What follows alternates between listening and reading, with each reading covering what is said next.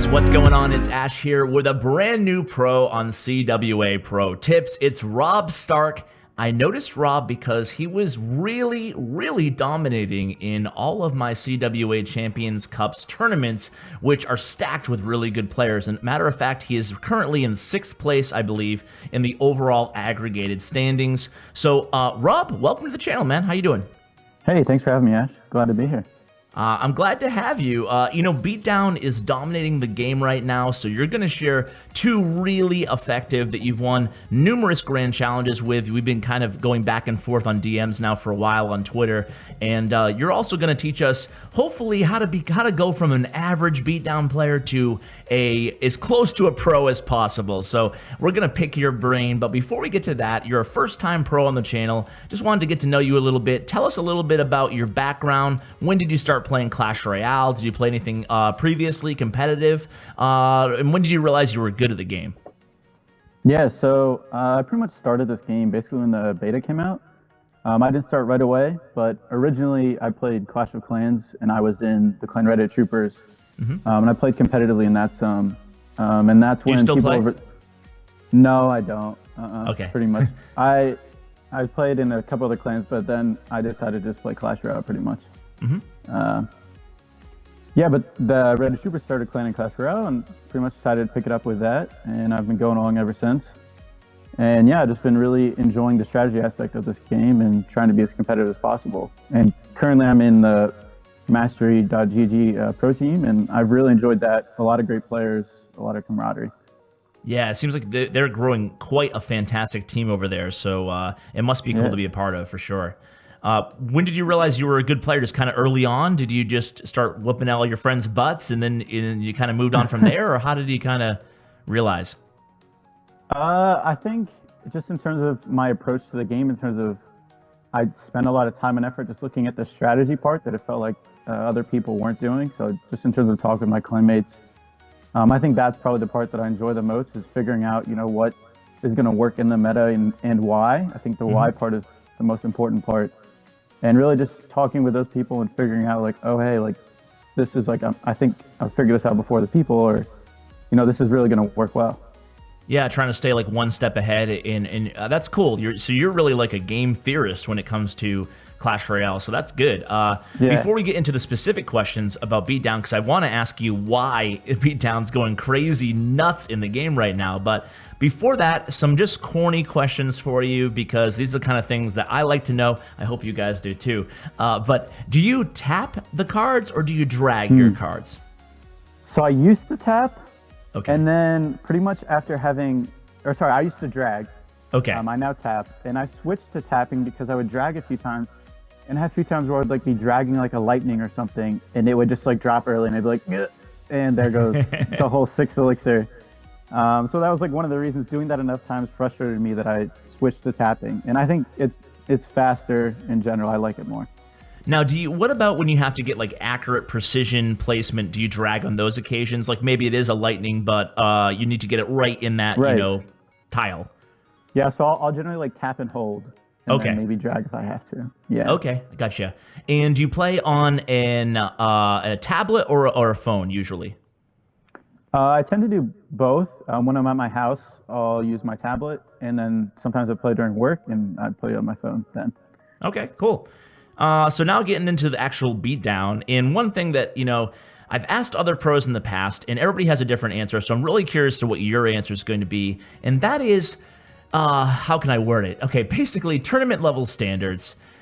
Are there any general basic tips that you can give people out there that in your mind separates the average or just above average player with the truly great Beatdown players? I'm talking about people who maybe average, anywhere from 4 to 8 wins in a grand challenge versus the people who almost consistently get 10 plus wins. So what do you think? Is there any like really basic tips that some people are just doing wrong? I think there's probably 2 main things that are most important when playing Beatdown decks. And one of them is knowing when to give up tower damage to gain elixir. And pretty much one of the reasons Beatdown is able to work so well is just because you can build up such a huge push that they can't stop. And so when there's certain cases where you can trade that tower damage and gain that elixir advantage. So there's the important times are in single time when you're just trading for a little bit of tower damage, and then you can build up one big push, and then also in double time when you pretty much give up a huge tower or a whole tower and you go for a 3 crown. Okay, and just a follow-up question there. Sure. How do you when is a bad time to give up damage? I bet maybe that's a good way to ask it. So you said that knowing when to give up damage is crucial. So what would be an example of when you don't want to give up damage? I'm sure it's very situational, but... Yeah, so I would say one of the times is when it's like very early on and you end up giving up too much tower damage. Okay. So like if they end up taking 1,000 plus, that's generally going to be can be hard to come back from. Because the one thing that happens is if you give up too much damage too early, they can kind of start playing very defensive and make it a lot harder for you. Okay, and both of these decks that we're going to be reviewing today both have the pump. So, yeah, it seems like most decks that have pump, it's a huge priority to make sure you play it as often as possible and protect it, especially in the first 2 minutes. Is that your philosophy as well with a pump? Yeah, for the most part. Yeah, I try and play down when I can, but also know sometimes in the starting play can be a little risky. So I try and I don't play it first play unless they play something like in far back, and I think I can defend well. Okay, so if you have the pump in your hand, you'll wait till they make the first move if you want to play the pump. Right. Otherwise, you'll play something else. Yeah, exactly. Will you play the giant to start off, or do you have the same type of mentality about the giant as you do the pump? It's similar mentality. I think the one thing with the GiantLoon deck is it actually cycles fairly poorly, so sometimes you kind of have to. Okay. But in general, you try not to. Okay, so let's start with the GiantLoon deck, because that's the replay that I have on right now for people. Okay. This is the first deck that we're going to be sharing, and let's just start by telling us a little bit about what's your philosophy with this deck? Is it more offensive? Is it more defensive? Obviously, you have that lethal combo, albeit a 10 elixir cost in the giant and the balloon. Talk a little bit about what your philosophy is, and does that change when it gets to double elixir time? Yeah, so it's definitely two different philosophies in single time versus double time. Single time, I try not to play the balloon at all. Oh, okay. I think for 2 reasons is that just generally I end up playing... Let me rudely interrupt you. Of course. No, go ahead. Of course, when you say that is when you play the balloon with like a minute 20 left in the match. But of course, there are different situations, a different match. But go on. Sorry. Oh yeah, sorry. But yeah, I try and save the balloon for 2 reasons. One, I end up playing the giant. It's a little easier to get better value just early on. And then 2, it's kind of like when you save a freeze and your opponent doesn't know what that last card is. It's kind of like a surprise. So they think you're running like a giant beatdown deck, or just like giant elixir collector. And then you throw the balloon on, they're like not prepared to defend a balloon. They're prepared to defend the giant. So that's one of the reasons as well. Okay. Yeah. So in the first 2 minutes, then walk us through what you're trying to do then, like just on on a basic level. Yeah, so I'm just trying to pump up and get an elixir advantage pretty much as I can. Okay. And sometimes you will have to use giant defensively, because you could end up with like a card rotation that's like giant, log, inferno tower, zap, and that can be kind of awkward. So sometimes you do use giant defensively as well. Okay, so you're playing a little bit more cautiously, would you say? Yeah. Okay. Yeah, for sure. And then once double time hits, one combo I like to is like if they do any big investment in the back, like a giant hound, sometimes even executioner, I'll go the other lane with a GiantLoon. And I do this for 2 reasons. One, it's harder for them to defend because they play elixir. And then 2, then my inferno tower is easier to get value. Okay. Because they can't do a huge push and lightning the inferno tower at the same time. Okay, so when they start a big push, you'll go other lane aggressive with GiantLoon. Yeah, I do that often. Okay, great. And what is your, is that, I mean, just giant balloon? Are you playing those 2 at the bridge, especially the first time that you pull it out in a match? Or to really make the opponent have to play quickly? Or would you rather have a nice stack behind your giant and start the giant out behind your king tower? I think it varies some, but half the time I probably play it at the bridge. And then the other half the time, if my rotation's bad, I might like play a giant above the king tower and then an inferno tower and then do the balloon. Oh, okay. Okay. Yeah. And it seems like oftentimes, it seems like in the first 2 minutes too, you're more apt to just play the giant. Like you said, you're not even using the balloon most of the time. So you're just more apt to play the giant in a classic way behind the king tower and then put minions or whatever in back of it. Exactly, yeah. It's definitely classic giant until double time. Okay, great. Anything else on this deck? I mean, any common mistakes? I mean, you kind of touched on some of those about the differences between double elixir and single elixir, and also that you hold back the balloon sometimes. What if they have like a really, if they have like Inferno Tower and other, in Skeleton Army? I don't know. If they have a few counters that make you use your zap, how do you kind of handle that? I noticed that you do have log and zap in this deck. Yeah, so that's one of the reasons I have log zap, is because GiantLoon is such a big investment. You kind of only have like time for small spells. But sometimes if they do have like pretty good defense, I might start the giant a little further back, and that way I can get like minions or Electro Whiz behind it as well. Okay, and Electro Whiz brings me to my next question. So for folks out there who don't have Electro Whiz, is there a good sub for him in the deck? Yeah, I would say Musketeer or Baby Dragon, because you kind of need something that's Baby Dragon needs something that's like decent versus graveyard, I would say. Yeah, Baby Dragon definitely making a comeback, it seems. Or not, I don't know if he was ever there, but his play rate is definitely higher than it's been in quite a while. For sure, I think it's a good thing. And you were actually using, if I remember correctly, in the first iteration of the Golem beatdown deck that we're going to talk about in just a sec, you were using the Baby Dragon at first, right? Or am I wrong? I thought one of the early screenshots you sent me was with Baby Dragon. Yeah. No, it had Baby Dragon. Yep. Oh, and sure. I think on the replay, I think you had Electro Whiz in there, but maybe I was wrong. But either way. I think I have both. Yeah. Oh, okay, and I think cool. The original one didn't have Electro Whiz, yeah. Gotcha. I switched in Electro Whiz. I just think it makes it a little easier versus Inferno Tower and Graveyard. Okay, well, we just actually finished up the third replay of the GiantLoon, and I think that I have a feel of how to play the deck to get more success now after those tips that you gave us. So hopefully you guys do too. And I want to hop into the next deck, but instead of just asking you questions again, this time maybe we could watch a replay together of the Golem deck, and you can kind of give us tips as we watch a replay, if that sounds good to you. Yeah, sure. Awesome. So I'm gonna go do the one against Roan, if that's good. Yep. And I'm going to hit the watch. I'm going to pause at the beginning until you catch up on the same page. Okay, I paused at 3 minutes. 3, sweet. And threet. Okay. Yeah. 3, 2, 1, play. Okay, so talk about this deck versus the GiantLoon deck. Obviously, it's a total different deck, but it's still beat down. You still have the pump. You still have that big, heavy tank. What do you think of your opening hand to start with here? I'm probably going to... Oh, yeah, so I did what I said not to do, but I think one of the reasons I did that is because I had Golem, Log, Lightning, and I knew no matter what he played, I wouldn't have a good counter. So I just wanted to get that pump down as fast as possible to try and get more Elixir. And he tries to punish you for it, but he didn't do that well. Yeah, I think he should have played that Graveyard a little further back. And then I actually Lightning Executioner a lot, because usually Baby Dragon can pretty much just finish it off. And it's a -1 trade, but it's fine because you really don't have a good counter for Executioner once it's past the bridge with this deck.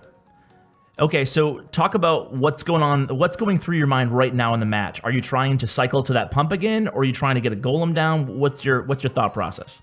Yeah, I want to cycle to another pump, and then I'm trying to see what spells he has in terms of is he going to try and use a spell on my Oyster Collector? And this was pretty surprising. I don't know why he went this lane.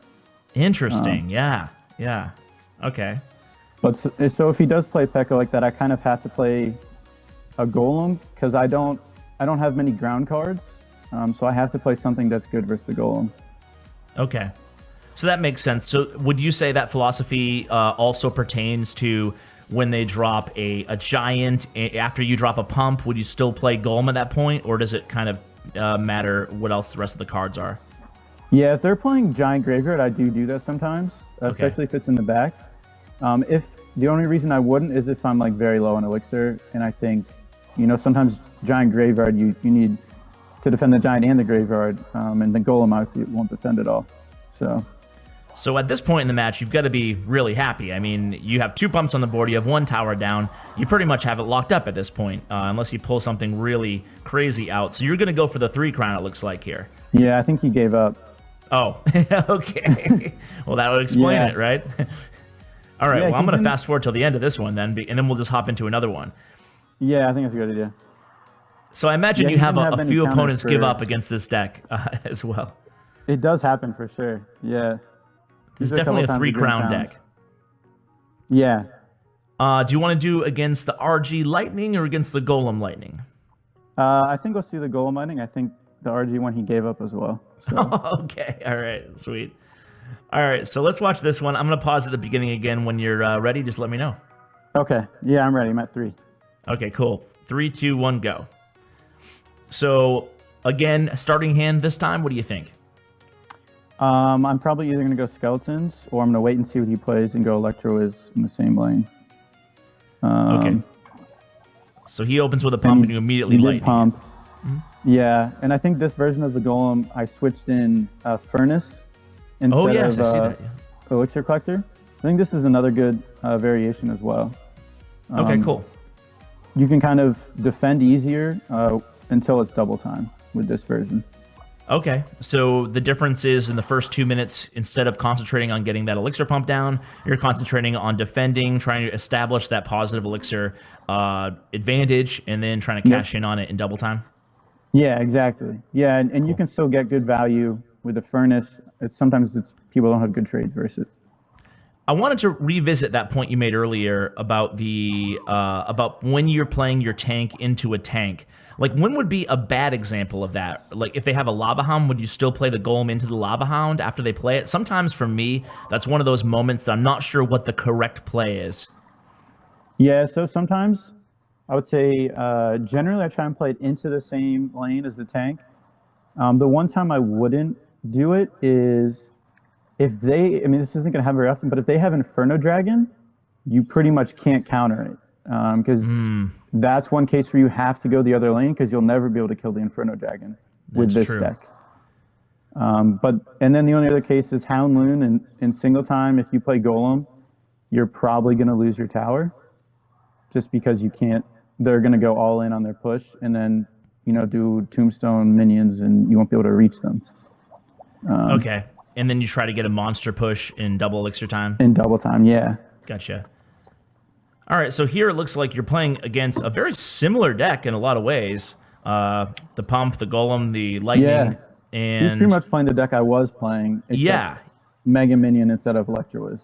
So, as you guys know, once you play a deck for a long time, you also know kind of how to beat it. So, why don't you tell us, hopefully no one else is listening, no one we're going to be playing here, but why don't you tell us what are good ways to combat the deck that you're playing right now? I mean, we're watching it right now to some degree, but what would you say is, how do you shut down a deck like the deck that we're playing and we're covering? Yeah, so one of the things that's key when you're going Golem on Golem is once those golems cross the bridge, you want to try and kill their supporting troops. So sometimes this is, it involves a lot of timing, but if you can, for instance, kill some of the troops that are targeting your golem, and then your troops will go back to their golem, you can get a lot of value, and usually you're able to get more damage than they can. Okay, and a lot of that involves just pulling the tank with, in this case, your Furnace, or in the previous case, your Inferno Tower, and then placing your unit. We kind of saw it towards the end of that match there, placing your range unit, like the Electro Wizard or Musketeer, if you're subbing that in, to the right of your tower, right? Yeah, exactly. Cool. Well, dude, I think I have a good feel now for both of these decks. I'm going to give them a shot. Do you have any parting words, any shout-outs, any final thoughts to share with the viewers? I mean, definitely give them a shot. Shout out to my clans, Reddit Troopers and Mastery.gg. Love you guys both. Yeah, that's pretty much it. Sweet, man. Well, I really enjoyed having you on. Again, I feel like I have a nice, a more intimate knowledge of the Beatdown archetype, and it's a good thing to have right now because Beatdown's everywhere. So we'll definitely love to have you on. Guys, thank you so much for watching. Really appreciate it. Giving a huge shout out to my YouTube partner, Bren Chong, and of course, Rob Stark for joining us as a first-time pro. Let us know what you thought of the episode. Hopefully, you guys picked up a few valuable tips along the way. Guys, thanks so much for watching, and as always, Take care, guys.